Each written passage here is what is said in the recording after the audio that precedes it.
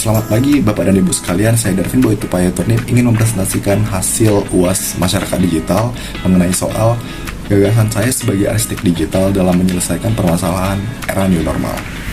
Jadi yang pertama adalah bagaimana konteks praktek arsitektur saat ini. Menurut saya pribadi, arsitek zaman sekarang sudah membuat model digital terlebih dahulu, dapat dibuat dalam SketchUp, Revit, dan lain-lain. Kemudian membentuknya ke dalam sebuah maket, dapat dibuat secara manual ataupun 3D print. Kemudian mengeksekusinya menjadi bangunan yang nyata. Kemudian yang ketiga adalah perkembangan transformasi digital dengan membandingkan peran arsitek masa lalu, sekarang, dan masa depan. Menurut saya pribadi, arsitek zaman dahulu masih menggunakan kertas dan pensil untuk membuat denah, kemudian potongan, tampak, dan lain-lain.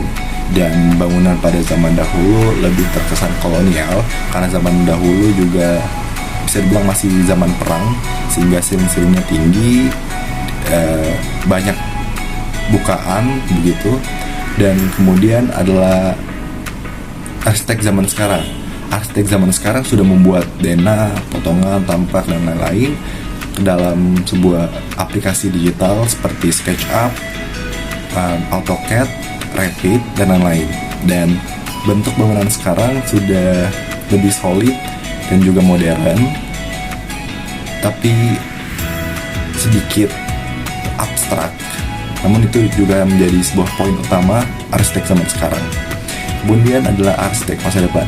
Menurut saya pribadi, arsitek zaman masa depan itu akan lebih simpel bentuknya, namun di dalamnya akan sangat efisien dalam pemakaian ruang. Kemudian yang ketiga, peran dan kompetisi yang harus dimiliki arsitek profesional di tengah masyarakat digital. Menurut saya pribadi, peran dan kompetisi yang pertama adalah adaptif terhadap teknologi, sehingga arsitek zaman sekarang itu tidak ketinggalan zaman kepada arsitek-arsitek yang di zaman depan.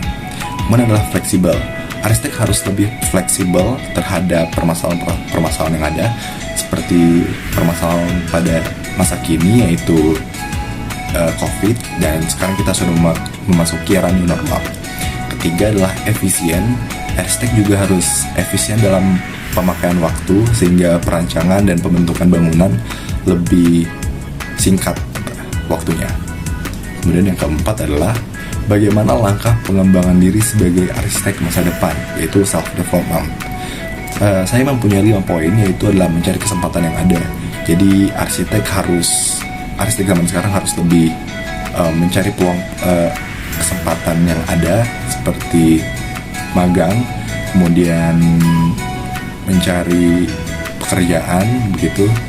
Dan yang kedua, kemudian mencari peluang yang ada, seperti poin pertama, yaitu mencari kesempatan yang ada. Kemudian ketiga, percaya diri. Keempat, menyadari kekurangan sendiri. Dan yang kelima adalah mengupgrade kelebihan sendiri. Kemudian yang kelima adalah dampak positif dan negatif perkembangan iptek terhadap peran arsitek di era digital. Jadi yang positif adalah, pertama adalah membantu simulasi bangunan, dapat dibantu seperti jika SketchUp itu ada Enscape, kemudian Revit begitu. Kemudian membantu mempresentasikan desain bangunan, seperti arsitek zaman sekarang. Saya sebagai mahasiswa sudah menggunakan Canva untuk mempresentasikan desain yang sudah saya buat. Kemudian adalah mempercepat desain bangunan, seperti kita sudah menggunakan AutoCAD atau Revit atau SketchUp untuk membuat model bangunan dan juga denah bangunan. Namun ada dampak negatifnya, yaitu terkadang teknologi itu kurang tepat sasaran, sehingga melenceng dari desain yang kita inginkan. Kemudian teknologi AI mengancam arsitek. Jadi arsitek, karena AI itu sudah dapat membuat tampak dalam sekejap. Begitu saja jawaban saya. Jika salah, mohon maafkan. Terima kasih.